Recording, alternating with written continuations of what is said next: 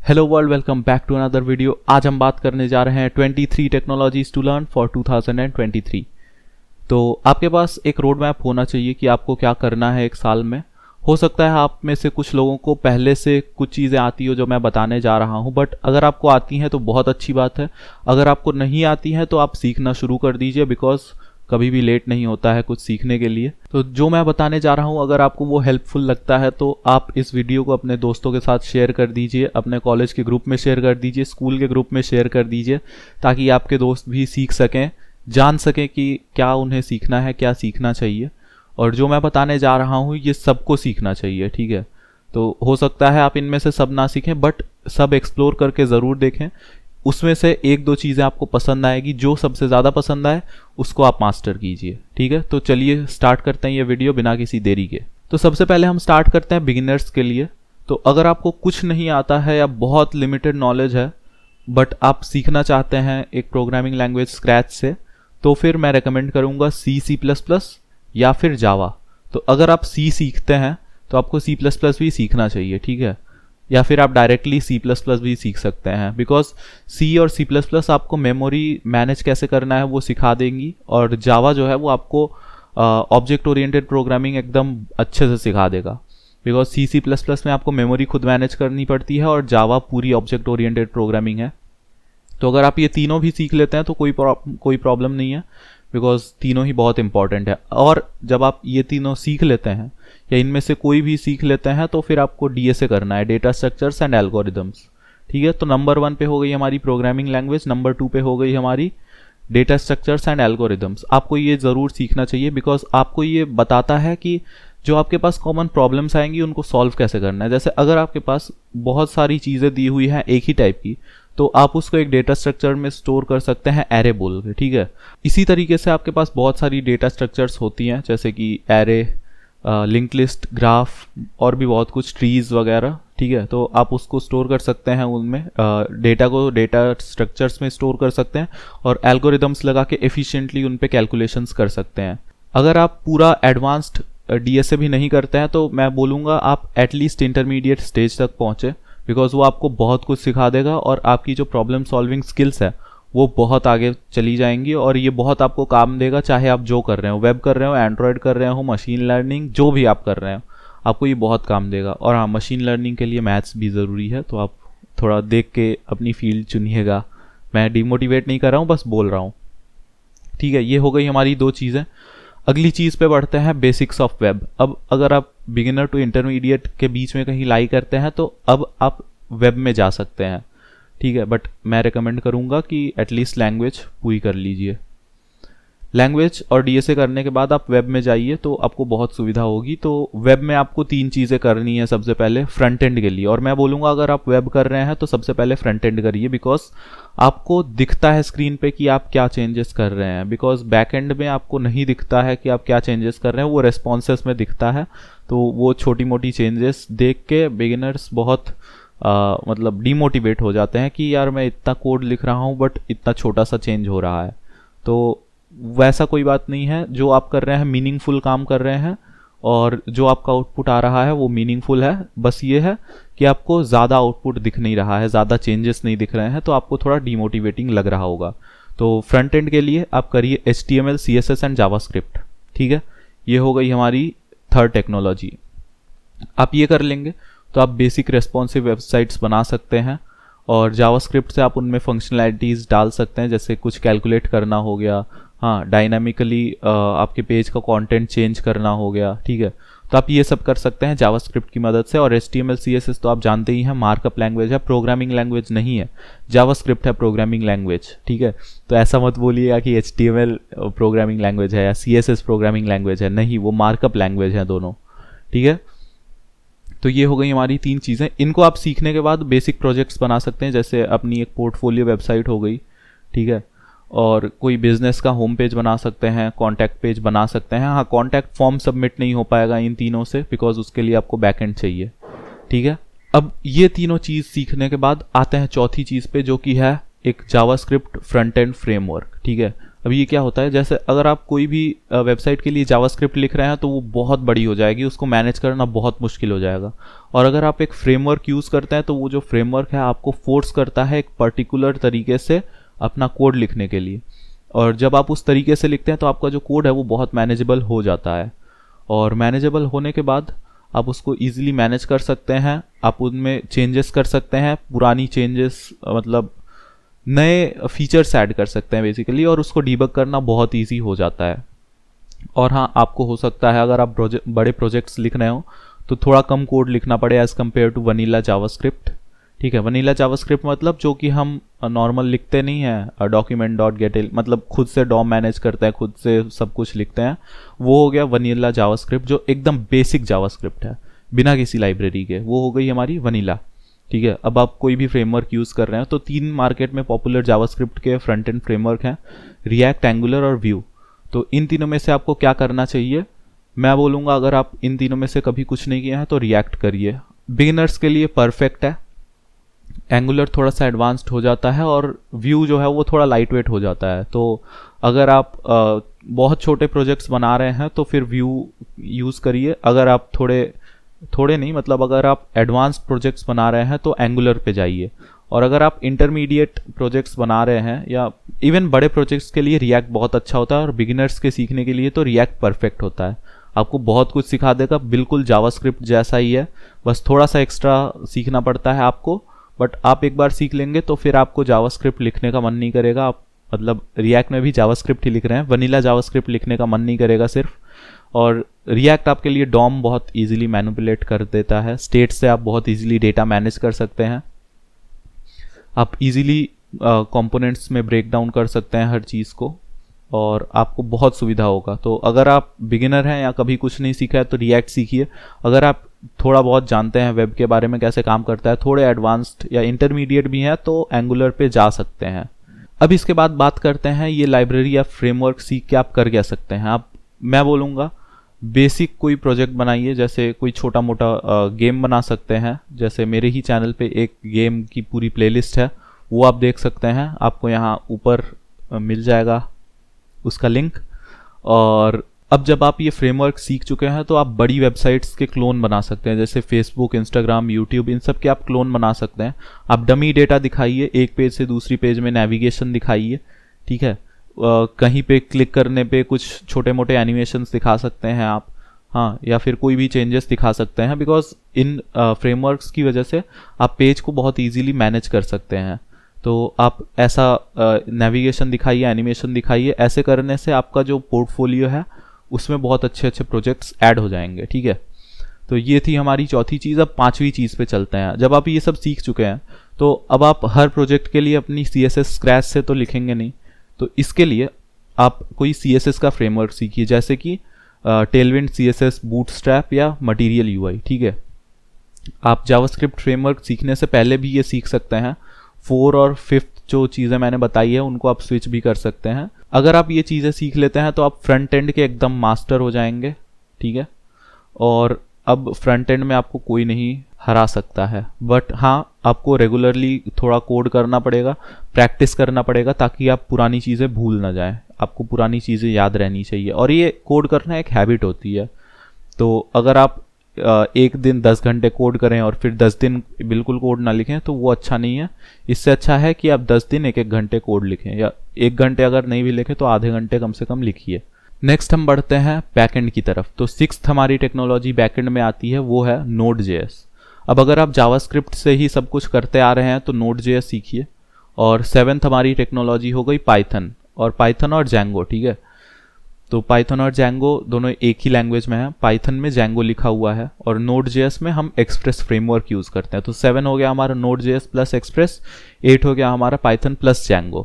तो आप इन दोनों में से कोई भी सीख सकते हैं जो आप चाहें। अगर आप जावास्क्रिप्ट बैकग्राउंड से हैं तो मैं सजेस्ट करूंगा Node.js एंड एक्सप्रेस, और अगर आप पाइथन बैकग्राउंड से हैं तो पाइथन और Django।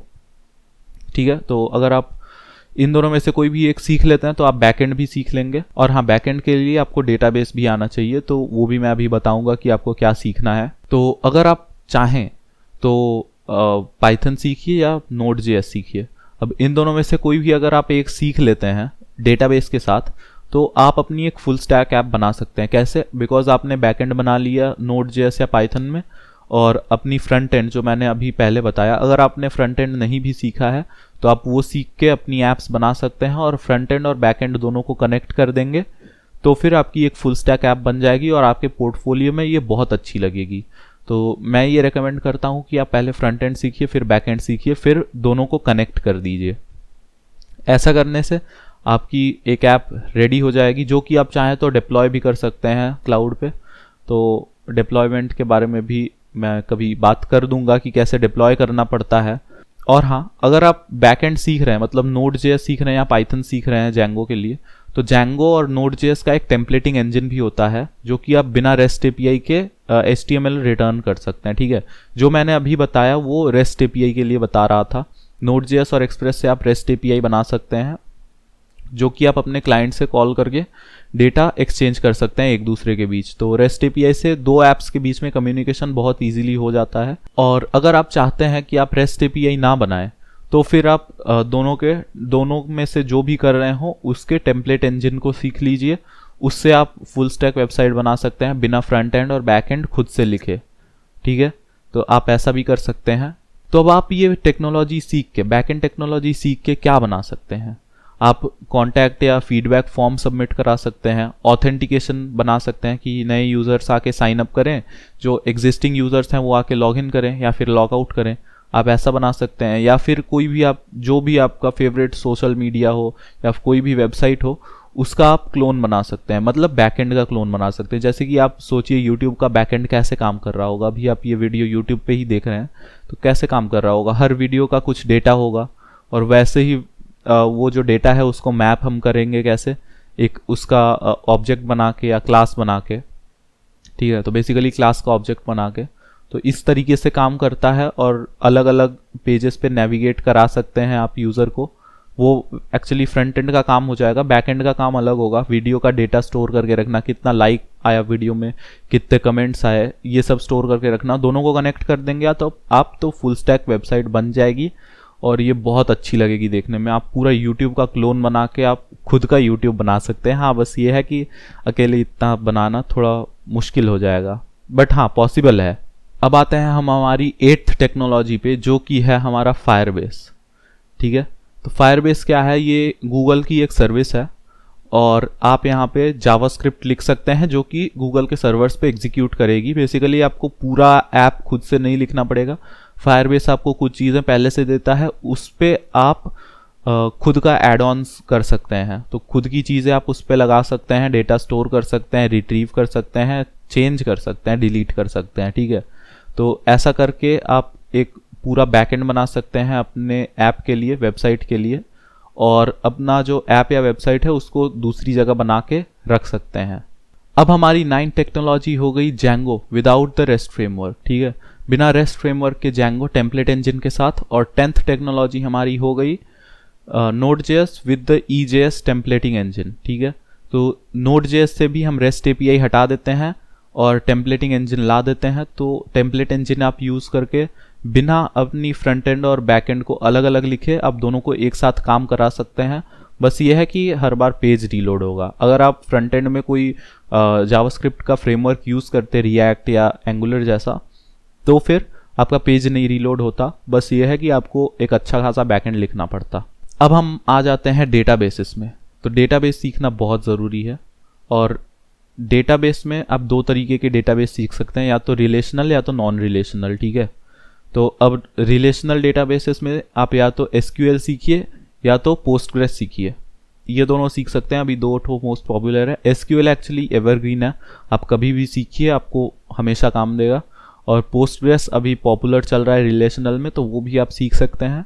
और नॉन रिलेशनल में आप MongoDB सीखिए। MongoDB सीखिए, आपको जावास्क्रिप्ट के साथ बहुत काम देगा। तो ये हो गई हमारी 3 और टेक्नोलॉजीज, जो कि हैं SQL, पोस्टग्रेस और MongoDB। ठीक है, तो हमारी हो गई टोटल 13 टेक्नोलॉजीज।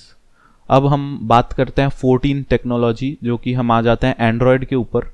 तो एंड्रॉयड में आप अगर काम करना चाहते हैं तो फिर आप कैसे करेंगे? आपके पास दो ऑप्शन है। जावा एक है, जो कि मैंने आपको पहले ही बताया था। तो अगर आप जावा सीख लेते हैं तो फिर आप एंड्रॉयड भी सीख सकते हैं, एंड्रॉयड के ऐप बना सकते हैं, या फिर आप कॉटलिन सीखिए डायरेक्ट और कॉटलिन से एंड्रॉयड के ऐप्स बनाइए। बट हाँ ये है कि थोड़ा सा डिफ़िकल्ट हो जाता है Android apps banana, because beginners के लिए मैं रेकमेंड करूँगा बिगिनर्स वेब में जाएं।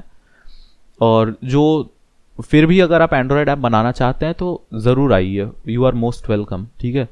बिकॉज आप कहीं से भी स्टार्ट कर सकते हैं, आपको जो अच्छा लगता हो ट्राई सब करके देखिए, बट जो अच्छा लगे उसको मास्टर कीजिए। कॉटलिन या एंड्रॉयड से ऐप बनाइए और ऐप बना के आप अपने बैकएंड के साथ कनेक्ट कर सकते हैं या फिर कोई भी एपीआई कंज्यूम कर सकते हैं। जो भी आपको करना हो आप कोई ना कोई काम करके, अब एंड्रॉयड बना रहे हैं तो आप प्ले स्टोर पे भी ऐप को डाल सकते हैं, तो इससे आपका कुछ इनकम भी हो सकता है। अब इसमें भी सेम आप प्रोजेक्ट्स के बारे में पूछ रहे होंगे, तो प्रोजेक्ट्स क्या बनाना है, यूट्यूब, फेसबुक, इंस्टाग्राम क्लोन बनाइए। इतने सारे ऐप्स हैं, जो आपका फेवरेट ऐप हो उसका क्लोन बना डालिए। कुछ नहीं देखना है, बस आप क्लोन बना डालिए, पहले सीखिए अच्छे से, फिर उसके बाद अपना आइडिया सोचिए ऐप के बारे में और उसको बनाइए। अब आते हैं हम iOS के ऊपर। आपके पास यहाँ पे दो ऑप्शंस है, नंबर 15 हमारे लिस्ट पे ऑब्जेक्टिव सी या फिर नंबर 16 स्विफ्ट। आप ये दो लैंग्वेजेस में से कुछ भी सीख के बना सकते हैं। तो आप iOS ऐप्स बनाइए और ऐप स्टोर पे डालिए, सेम एज एंड्रॉयड। जो आपको ऐप अच्छा लगता हो उसका क्लोन बना डालिए, स्टोर पे डालिए। हाँ, हो सके तो कोई नया ऐप बनाने की कोशिश कीजिए, बट पहले मैं सजेस्ट करूँगा कि आप सीखिए कि कैसे काम करता है ये ऐप डेवलपमेंट और कैसे प्ले स्टोर पे डालते हैं। प्ले स्टोर पे अगर आप नहीं भी डालते हैं कोई ऐप, तो एटलीस्ट आप सीखिए कि अच्छे से कैसे बनाया जाता है ऐप, जो कि कुछ पर्पस सर्व करता हो लोगों को, बिकॉज तभी लोग डाउनलोड करेंगे। और स्टार्टिंग में आपको जो अच्छा लगता हो, जो स्टार्टिंग में जो इजी लग रहा हो वो बनाइए, फिर जो आपको अच्छा लगता हो, जो आपका फेवरेट ऐप हो उसको बनाइए। उसके बाद आप सोशल मीडिया के क्लोन्स बना सकते हैं, वो थोड़े बड़े प्रोजेक्ट हो जाते हैं। तो जब आप इंटरमीडिएट टू एडवांस स्टेज पे पहुंच जाइए तब उस पर हाथ डालिए, तो वो थोड़ा ईजी होगा। अब आते हैं हम हाइब्रिड ऐप्स के ऊपर। यहाँ पे आप या तो फ्लटर के साथ जा सकते हैं, नंबर 17, या तो number 18 react native. React native मैं सजेस्ट नहीं करता हूँ कि आप हाइब्रिड ऐप्स के लिए चुनिए, बिकॉज वो थोड़ा सा प्रॉब्लम करता है, बिकॉज उसको एक्टिवली मेंटेन नहीं किया जाता उतना अच्छा जैसे कि फ्लटर को किया जाता है।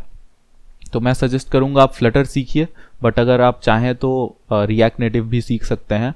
तो अब बात करते हैं कि ये होते क्या हैं।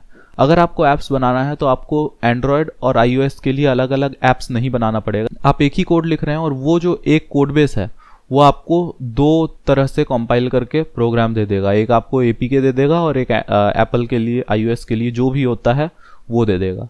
तो आप एंड्रॉयड में भी इंस्टॉल कर सकते हैं उस ऐप को, iOS में भी कर सकते हैं। तो आप एक कोड बेस से दो जगह चला सकते हैं, तो इससे ऐप को मैनेज करना थोड़ा सा ईजी हो जाता है। हाँ, डेवलपमेंट टाइम हमारा कम हो जाता है, दो ऐप हमको नहीं बनाना पड़ता, एक ही कोड बेस से दो ऐप्स बन जाते हैं। तो ये हो गए हमारे 17 और 18, रिएक्ट नेटिव और फ्लटर। ठीक है, आप इन दोनों में से कोई भी एक सीखिए और चाहे तो बाद में दोनों भी सीख सकते हैं, क्या प्रॉब्लम है। अब हम आते हैं अपने एडवांस टॉपिक्स की तरफ। तो नंबर 19 पे है हमारे पास ब्लॉकचेन। अब आप ब्लॉकचेन सीख सकते हैं अगर आप एडवांस्ड यूज़र हैं, एडवांस डेवलपर हैं, बट अगर आप नहीं हैं तो मैं सजेस्ट करूंगा, मैंने जो पहले आपको बताया है उनमें से पहले कुछ सीख लीजिए, बिकॉज वो आपको एक फाउंडेशन दे देगा जिस पे आप बाकी चीज़ें सीख सकते हैं। अब ब्लॉकचेन होता क्या है, तो ब्लॉकचेन मैं बहुत सिंपली बता दे रहा हूँ कि एक लिंक लिस्ट टाइप का डेटा होता है, बट ये लिंक लिस्ट के जैसा सिंपल नहीं होता और भी बहुत सारे कॉम्प्लेक्स कैलकुलेशंस होते हैं जो कि इसमें लगते हैं। तो एक ब्लॉक ऑफ डेटा दूसरे ब्लॉक पे पॉइंट करता रहता है, बट बीच में बहुत कुछ होता है। ठीक है, मैं एकदम सिंपली बता रहा हूँ बिगिनर्स के लिए। अगर आप बिगिनर नहीं हैं और आप जेन्युइनली जानना चाहते हैं तो इसके बारे में सर्च करके देख लीजिए। हाँ, तो इसमें बहुत हैश वैश सब कैलकुलेट करना पड़ता है नेक्स्ट डेटा के पास जाने के लिए। और ये मतलब ऐसा है कि अगर आप अपने डेटा में चेंज करते हैं तो हर जगह चेंज नहीं होता है, सबके डेटा में नहीं चेंज होता है, बिकॉज ये डिसेंट्रलाइज्ड है, बिल्कुल Web3 के जैसा। तो आप ये सीख सकते हैं और इसमें भी ऐप्स बना सकते हैं, जैसे कि ट्रांजैक्शन सिस्टम हो गया, क्राउड फंडिंग सिस्टम हो गया, मैनेजमेंट सिस्टम हो गया, जैसे hospital management, school management, library management. तो इसमें डेटा क्या रहता है कि सिक्योर रहता है। नेक्स्ट आते हैं हम Web3 के ऊपर। आप Web3 में जो भी बनाते हैं सब डिसेंट्रलाइज्ड डेटा रहेगा, ब्लॉकचेन से मिलती जुलती टेक्नोलॉजी है, एडवांस टेक्नोलॉजी है। तो आप यहाँ पे क्या कर सकते हैं कि एक डिसेंट्रलाइज सोशल नेटवर्क बना सकते हैं, वोटिंग सिस्टम बना सकते हैं, NFT मार्केट प्लेस बना सकते हैं, जो भी आपको मन हो बनाइए, बट सीखिए। अब हम आते हैं हमारे बोनस 3 टेक्नोलॉजीज़ के ऊपर जो कि आपको हमेशा काम देने वाली हैं, आप ये सीख लीजिए, ठीक है।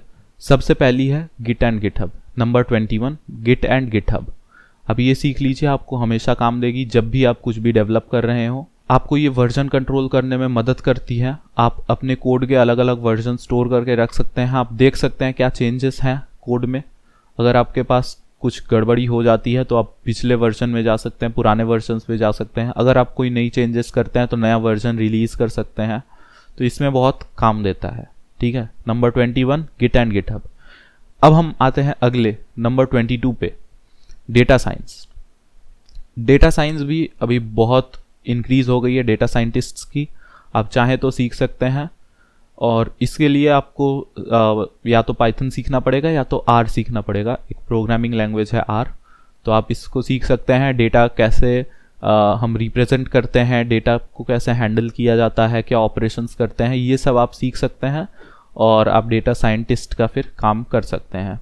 लास्ट हमारे पास है 23, वो है AIML, ठीक है, आर्टिफिशियल इंटेलिजेंस, मशीन लर्निंग और DL यानी कि डीप लर्निंग। अब ये सब भी सीख सकते हैं।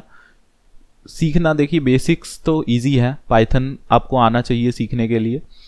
उसके बाद आप सीख सकते हैं जो भी आपको करना हो या फिर जो भी आपकी रिक्वायरमेंट हो, उसके हिसाब से आप अपने प्रोडक्ट को या फिर सॉल्यूशन को मॉडल कर सकते हैं। उसके अकॉर्डिंग प्लान बनाइए। आप सीखिए जो जो आपको सीखना हो, प्लान बनाइए, एग्जीक्यूट करिए, ठीक है। तो मैं अभी ज़्यादा डिटेल्स में नहीं बता रहा हूँ बिकॉज ये ऑलरेडी बहुत लंबी हो चुकी है वीडियो। तो मैंने आपको इतनी सारी चीज़ें बताई, अब आप इनमें से देखिए, आपको जो करना हो, जो सीखना हो सीखिए, बट कुछ सीखिए, ठीक है, बिकॉज कुछ ना कुछ सीखना बहुत ज़रूरी है। आप हमेशा एक ही चीज़ सीखते मत रह जाइए।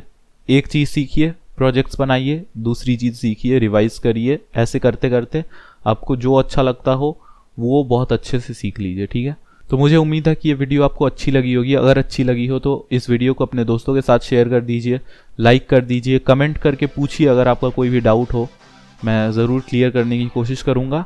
सब्सक्राइब कर दीजिए इस चैनल को और मैं मिलूँगा अगली वीडियो में। Thank you so much. Feel alive, feel the blood inside my veins. I wanna slow the time, will you slow it down with me? I think I need to find what it means to be okay. It's broken by design, can't live life without some pain, yeah. And I know I'll keep running, no, I'll be something you won't see me coming. I grow, I keep punching, I grow, I keep